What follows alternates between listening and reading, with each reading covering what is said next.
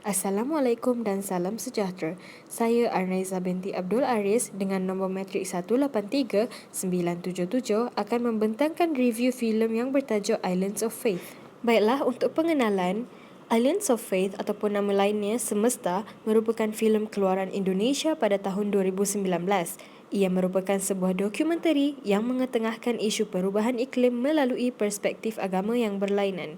Dengan durasi filem sepanjang 90 minit, dokumentari ini akan membawa penonton ke 7 pulau yang berbeza dan menampilkan kepercayaan masyarakat setempat tentang bagaimana mereka melihat pemeliharaan dalam lingkungan agama mereka. Filem yang mempunyai wakil daripada 7 suara ini bermula di Bali mengikuti rutin harian Cokorda, seorang tokoh budaya yang dihormati yang tinggal di Ubud. Perjalanan diteruskan ke Sungai Utik, Kalimantan Barat. Penggambaran kemudian dia pergi ke Manggarai di Nusa Tenggara Timur, di mana 6 tahun yang lalu, seorang imam Katolik membawa perubahan dramatik ke sebuah kampung yang tidak pernah mempunyai elektrik sebelumnya. Di Papua pula, penduduk setempat membantu menyeimbangkan semula alam melalui sasi. Amalan lain untuk hidup selaras dengan alam digunakan di Aceh, di mana penggambaran pergi ke Pameo. Datang ke Jawa pula, iaitu pulau terpadat di Indonesia, filem ini menuju ke Yogyakarta, di mana sebuah keluarga berkomitmen untuk berlatih tauhid. Dan filem ini berakhir di Jakarta mengetengahkan Soraya Cassandra yang membangunkan kebun di tengah-tengah bandar Jakarta, dan kebun tersebut dinamakan sebagai Kebun Kumara. Isu berbangkit dalam filem tersebut termasuklah secara dasarnya ritual-ritual yang ditunjukkan dalam filem tersebut telah berjaya menyumbang sedikit sebanyak dalam usaha memerangi perubahan iklim. Yang pertama yang kita dapat lihat ialah melalui ritual nyepi, ianya dapat menjimatkan 30,000 tan gas karbon daripada dilepaskan ke atmosfera.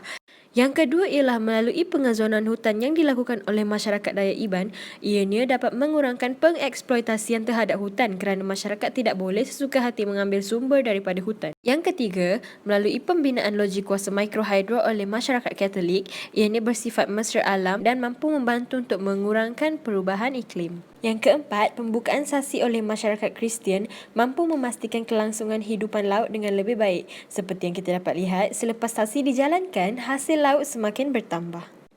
Seterusnya, penggambaran filem Islands of Faith mengambil tempat ke penempatan masyarakat yang beragama Islam, iaitu di Aceh, Yogyakarta dan Jakarta. Usaha mereka dalam memerangi perubahan iklim dapat dilihat berkonsepkan agama Islam dan ajaran Al-Quran. Mereka percaya bahawa manusia perlu menjaga alam sekitar untuk memastikan manusia menjalankan tanggungjawab sebagai khalifah Allah di bumi ini. Baiklah, lanjut kepada pengajaran untuk masyarakat Malaysia. Secara keseluruhannya, filem Islands of Faith mempunyai banyak pengajaran dan iktibar yang boleh diambil dan diaplikasikan dalam kehidupan seharian masyarakat. Kerana Malaysia juga mempunyai penduduk yang berbilang kaum dan agama. Okey, baiklah. Yang pertama, pengajaran yang kita boleh dapat daripada ritual nyepi ialah kita juga boleh memanfaatkan program Earth Hour. Yang mana program ini bukan berlandaskan agama, maka semua lapisan masyarakat boleh menjalankan program Earth Hour untuk memberikan waktu rehat kepada bumi. Yang kedua, kita dapat lihat kepelbagaian fungsi hutan kepada manusia daripada masyarakat Dayak Iban yang melakukan pengazonan hutan. Oleh itu, masyarakat Malaysia tidak seharusnya melakukan pembalakan dan eksploitasi hutan secara berlebihan. Yang ketiga, disebabkan majoriti rakyat Malaysia beragama Islam, pengajaran Al-Quran yang menyatakan air adalah permulaan kepada sumber kehidupan perlulah digunakan dengan baik. Seperti contoh, kita boleh menggunakan tenaga boleh diperbaharui untuk membina sesebuah fasiliti. Seterusnya, filem ini juga memberi pengajaran supaya jangan menzalimi makhluk hidupan yang lain agar terdapat penyesuaian hidup antara kita dan alam semula jadi. Di samping itu, filem ini juga mengajar untuk kita sentiasa bersikap positif. Contohnya masyarakat Kristian di Papua yang sabar menghadapi kejadian kecurian hasil laut. Selain itu, pengajaran daripada filem ini termasuklah kita hendaklah percaya kepada agama.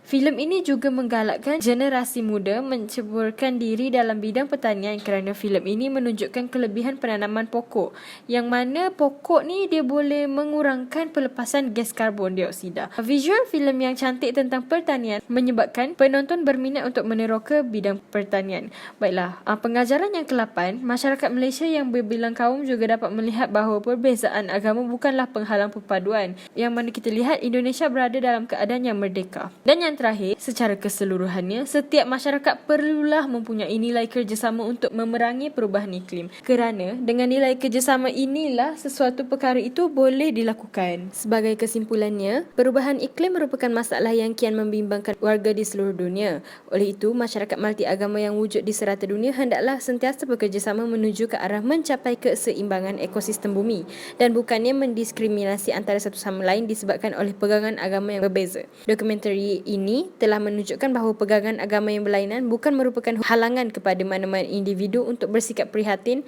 dan lebih mesra alam terhadap bumi ini. Hal ini kerana kalau bukan kita, siapa lagi? Dan kalau bukan sekarang, bila lagi? Itu saja daripada saya. Sekian, terima kasih.